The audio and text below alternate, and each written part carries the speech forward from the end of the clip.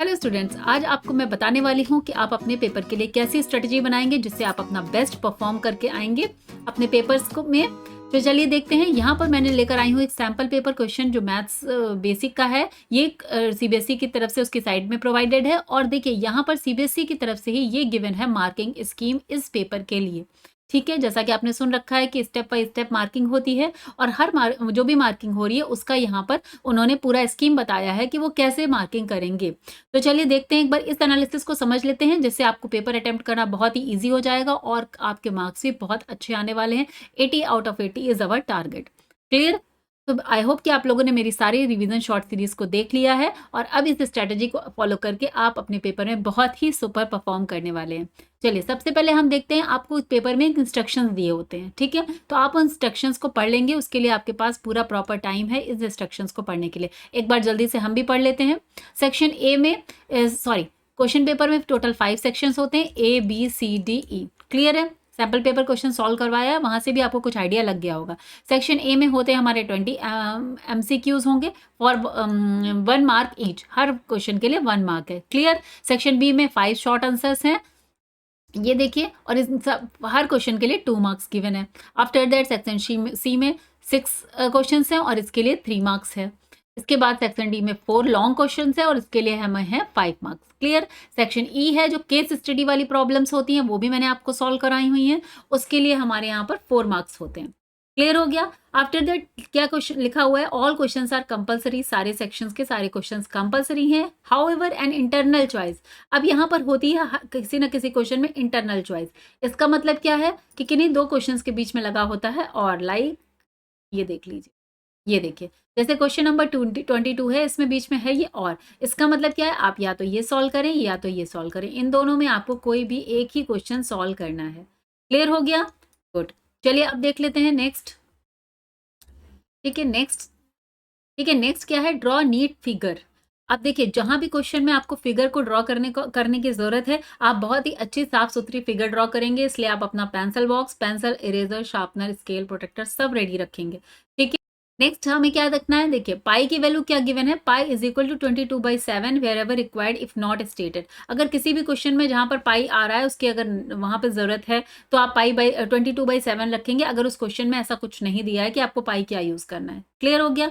Next एक point मैं आपके लिए बता रही हूँ कि आपको हैंड राइटिंग का बहुत ध्यान रखना है, आपको बहुत ही neat and clean paper attend करना है। उसके लिए आप अपने पेन 2 और 3 पेन जिनसे भी आप अच्छा लिखते हैं, उन पेन में 2 या 3 पेन ले लीजिए और उनसे अपने फ्लो अपना घर पर लिख कर सॉल्व करके प्रैक्टिस कर लीजिए, जिससे उन सारे पेन्स का फ्लो बन जाएगा। तो वहां पर आपकी स्पीड आपकी क्या हो जाएगी, बहुत अच्छी हो जाएगी। ठीक है, अदरवाइज कभी कभी होता है आपने नया पेन खरीद लिए कि नया नया पेन से लिखूंगा और वहां गए तो आपका फ्लो ही नहीं है। जब फ्लो नहीं है तो वो जो है आपको पेपर की स्पीड में, आपको राइटिंग की स्पीड में उसमें कमी आ जाएगी। ठीक है, तो इस बात का आप ध्यान रखेंगे। नेक्स्ट हम आ जाते हैं अब अपने क्वेश्चन पर। सेक्शन ए, अब स्टार्ट करते हैं हम। अच्छा, एक क्वेश्चन और रहता है, ए बी सी डी इतने सेक्शन से, हम किस सेक्शन से स्टार्ट करें। कुछ लोगों का रहता है कि जो हमें अच्छे से आता होगा, तो अगर आपने पढ़ाई की है तो आपको सेक्शन ए से ही स्टार्ट करना चाहिए, आपका अच्छा ही आएगा। ऐसा नहीं है कि आपको सेक्शन ए नहीं आ रहा है लेकिन सेक्शन बी और डी बहुत अच्छा आ रहा है। ठीक है, ऐसा हो ही नहीं सकता, तो आप सेक्शन ए से ही स्टार्ट करेंगे। नाउ हम आते हैं अपने आंसर पर। सबसे पहले आप सेक्शन ए में, आप बीच में मिडिल में सेक्शन ए डालेंगे। कैसे अटेम्प्ट करना है इस पर देखते हैं। आपको लिखना है यहाँ पर जो आपका साइड होता है मार्जिन पे, आंसर 1 सेक्शन सी में आपका 1 का ऑप्शन क्या है। तो यहाँ पर आप देख सकते हैं ये क्वेश्चन है हमारा, क्वेश्चन 1 है सेक्शन ए का, ये 4 ऑप्शंस हैं। इस क्वेश्चन को सॉल्व करने के बाद आपको आ रहा है ऑप्शन सी, तो आप लिखेंगे 1 का सी ऑप्शन और उसके आगे उसका आंसर भी लिखेंगे, then you will get 1 mark. ठीक है, सॉल्विंग यहाँ पर नहीं दिखानी है, जो आपको अलग से पेजेस दिए रहते हैं आप उसमें सॉल्विंग करेंगे। क्लियर हो गया? यहाँ पर आपको ऐसा कुछ नहीं करना है। इसी तरह से 1 2 3 4 आप 20 क्वेश्चन सॉल्व कर लेंगे। ओके, एक बात और कहनी थी, अगर किसी भी क्वेश्चन में डाउट है, आपको नहीं आ रहा है, तो आप उस समय उस क्वेश्चन को छोड़ दीजिए। मान लीजिए 17 नंबर क्वेश्चन आपको नहीं समझ में आ रहा है, कुछ डाउट लग रहा है, तो उस समय आपको छोड़ दीजिए। क्योंकि मैथ्स में अक्सर होता है कि हम सॉल्व करते गए बाद में एकदम से क्लिक किया। ठीक है, तो आप इसको अटेम्प्ट करिए। अदरवाइज आपने लिख दिया फिर आप कटिंग कर रहे हैं, ओवर एटिंग कर रहे हैं, वो अच्छी बात नहीं है, इंप्रेशन अच्छा नहीं पड़ता एग्जामिनर पर। ठीक है, तो कोशिश करिए कि कॉपी को कितना नीट एंड क्लीन आप अटेम्प्ट करेंगे क्वेश्चन पेपर को। ओके, नेक्स्ट देख लेते हैं। नेक्स्ट अब आते हैं, चूंकि मैं यहाँ पर एनालिसिस कर रही हूँ स्टेप वाइज मार्किंग की, आपको पता है स्टेप की मार्किंग होती है, तो फर्स्ट एमसीक्यूज के लिए तो सिर्फ आपको आंसर्स ही लिखते हैं, ठीक है। आफ्टर दैट आप क्या करेंगे, आप इस तरीके से सेक्शन एक कंप्लीट होने पर एक अंडरलाइन कर देंगे, ओके।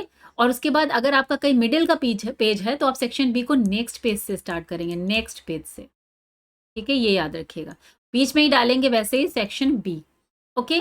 नाउ हम आते हैं स्टेप वाइज मार्किंग के एनालिसिस पर।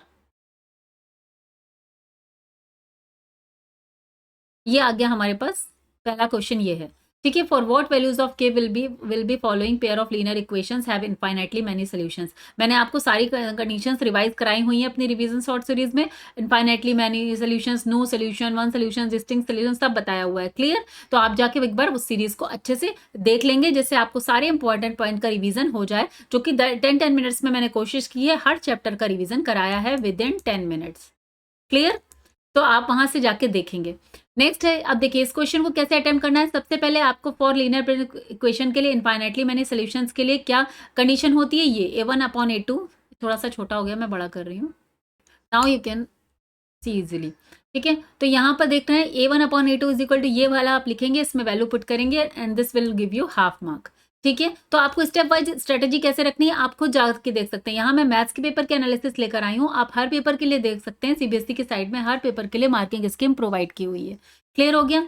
नेक्स्ट देखते हैं, फिर आपने इसको सॉल्व किया, नेक्स्ट स्टेप हो गया, नेक्स्ट आपने फिर के लिए अनदर 2 वैल्यूज के लिए बताया, वो हो गया, और लास्ट में आपने फाइनल आंसर लिख दिया, ठीक है। तो ये 4 स्टेप्स 4 मार्क्स इस तरीके से डिवाइड होते हैं, क्लियर हो गया। नेक्स्ट देख लेते हैं, ज्योमेट्री की प्रॉब्लम है, ये सिमिलर ट्रायंगल वाली है। इसमें देखिए फर्स्ट पार्ट के लिए 1 मार्क है और सेकंड पार्ट के लिए 1 मार्क्स है, बिकॉज इस टोटल प्रॉब्लम के लिए 2 मार्क्स है। तो यहाँ पर देखिए ये फिगर बनी हुई है, तो ऐसा नहीं है कि आपने ये यहाँ पर देख ली और यहाँ नहीं बनाई, यहाँ भी आप बनाएंगे, ठीक है, अच्छे से फिगर ड्रॉ कर देंगे। उसके बाद देखिए क्या है, ये आपने सिमिलर प्रूफ करने के लिए जो प्रॉपर्टी बताई थी वो यूज की है। तो फर्स्ट ए के लिए हाफ मार्क्स और सेकंड जो एंगल आपने इक्वल प्रूफ किया है हाफ मार्क्स, इन दोनों एंगल्स को हाफ हाफ मार्क्स हैं। आफ्टर दैट आपको ये लिख देना, क्लियर हो गया। तो ये हो गया आपका 2 मार्क्स के लिए, ठीक है। 2 मार्क्स में बहुत ज्यादा स्टेप्स लिखने की जरूरत नहीं है, देखिए ऐसे ही हो रहा है आपका, क्लियर हो गया। नेक्स्ट हम आ जाते हैं 3 मार्क्स के लिए। अच्छा 3 मार्क्स में मैं आपको एक बात बताना चाहूंगी, ये आता है हमारा सेक्शन सी, ओके। इसको भी आप ऐसे करके मिडिल में ही डालेंगे और सेक्शन बी कंप्लीट होने के बाद आप एक करेंगे अंडरलाइन तरीके से। मेरी थोड़ी टेढ़ी हो रही है, आप लोग सीधी स्केल से करिएगा, क्लियर हो गया। अब मैं आपको एक बताना चाह रही हूँ, ये क्वेश्चन नंबर 26 जो दिया हुआ है, √5 इज रेशनल, ठीक है। ये आपका सैम्पल पेपर मैथ्स बेसिक में तो है ही, और मैथ स्टैंडर्ड में भी ये है। यहाँ पर देख लेते हैं sample paper, okay. Sample paper का सेक्शन सी 26 नंबर का ये क्वेश्चन है, ठीक है। और इसी तरीके से मैथ स्टैंडर्ड में है 2 + √3 ऐसे करके है, इसको प्रूव करना है इरेशनल, क्लियर। तो ये वाला क्वेश्चन आप जरूर तैयार करके जाइएगा, ये क्वेश्चन आने के सबसे ज्यादा चांसेस हैं, यही वाला पर्टिकुलर ये स्टेप, ठीक है। क्योंकि रियल नंबर्स में एक तो वो एलसीएम वाला आता है, अदरवाइज ये, ठीक है। तो ये क्वेश्चन मैंने आपको सॉल्व भी कराए हुए हैं रिवीजन शॉर्ट सीरीज में, आप वहां से भी जाके चेक कर सकते हैं। इसके लिए भी देखिए हर स्टेप की स्टेप वाइज मार्किंग है, तो जो भी इंपॉर्टेंट स्टेप्स इसमें मैंने बताए हैं उनको आपको जरूर लिखना है, क्लियर हो गया। चलिए नेक्स्ट देख लेते हैं कुछ और प्रॉब्लम्स को, जैसे कि हम यहाँ पर देखते हैं क्वेश्चन नंबर 33। ये देखिए क्वेश्चन नंबर 33 को देख लीजिए, कौन सा क्वेश्चन है यहाँ पर देखते हैं। ये देखिए ये है 33 प्रॉब्लम, इस तरह से गिवन है। तो अभी ये 5 मार्क्स का क्वेश्चन है, एक लॉन्ग प्रॉब्लम है, ठीक है। यहाँ पर आप सबसे पहले फिगर बनाएंगे, फिगर के लिए आपको हाफ मार्क है, क्लियर। ये अच्छा इसमें क्या है देखिए, prove that if a line is drawn parallel to one side of a triangle to intersect the other 2 sides in distinct point, ठीक है। तो यहाँ पर आपको बीपीटी थ्योरम प्रूव करनी थी, है ना, 5 मार्क्स के क्वेश्चन में मैंने आपको बताया भी था। तो वो आप पहले यहाँ पर पीपीटी थ्योरम के लिए अच्छे से एक फिगर बनाएंगे, देखिए उसके लिए हाफ मार्क्स है। आफ्टर दैट आपको गिवन क्या है, 2 प्रूव क्या करना है, कंस्ट्रक्शन क्या करना है। अच्छा एक ये बीपीटी थ्योरम का प्रूफ भी अच्छे से आप लोग देख कर जाएंगे, इसके भी आने के बहुत चांसेस है। ये भी स्टैंडर्ड और बेसिक दोनों में गिवन है, ठीक है। तो इसको भी अच्छे से पढ़ लेंगे। तो फिगर बनाएंगे, फिगर का हाफ मार्क्स है, गिवन लिखने का हाफ मार्क है, 2 प्रूव लिखने का हाफ मार्क है, कंस्ट्रक्शन लिखने का हाफ मार्क्स है। ये देखिए तो total 1.5 marks. After that prove करेंगे और जो एप्लीकेशन यूज किया है, ठीक है, उसके हाफ मार्क है। तो इस तरीके से आप इस क्वेश्चन को सॉल्व करेंगे, जो 5 नंबर के लिए बड़ा क्वेश्चन होगा, ठीक है। नेक्स्ट एक एनालिसिस आप देखिए, जैसे इस वाली प्रॉब्लम में हमें इस सॉल्व करने के लिए वॉल्यूम के का क्यूब का चाहिए, वॉल्यूम ऑफ द क्यूब चाहिए और वॉल्यूम ऑफ द कोन चाहिए। ठीक है, इस प्रॉब्लम को सॉल्व करने के प्रॉब्लम मैंने आपको सॉल्व कराई है, आप जाके चेक कर सकते हैं। ठीक है, तो देखिए यहाँ पर स्टेप वाइज मार्किंग से क्या मतलब है, कोनिकल डिप्रेशन का जो फॉर्मूला है 1/3 पाई आर स्क्वायर एच, कोन के वॉल्यूम का फॉर्मूला लिखने से आपको मिलता है half marks, and the last cube का फॉर्मूला लिखने से आपको मिलता है हाफ मार्क्स। ये देखिए, तो इस तरीके से हर स्टेप को लिखना है, कुछ भी छोड़ना नहीं है। इसी तरीके से यहाँ पर आप देख लीजिए, ये डिस्टेंस फॉर्मूला लिखने से और उसकी वैल्यू पुट करने से आपको मिलेगा हाफ मार्क। क्लियर हो गया? तो ये आपको ध्यान रखना है कि फॉर्मूले वगैरह जरूर लिखने हैं। ओके, इसके बाद एक पॉइंट और याद रखना है कि और वाले क्वेश्चंस को कैसे करना है। जैसे ये देखिए, ये है क्वेश्चन नंबर 32, ओके, और इसका और सेक्शन है। मान लीजिए आप ये वाला नहीं कर रहे हैं, आप ये वाला कर रहे हैं, तो आप आंसर में कैसे डालेंगे, आंसर 32 और ओके, इस तरीके से करेंगे, डालेंगे। ठीक है, ठीक है, तो ये हो गया आपका पूरा स्ट्रेटेजी।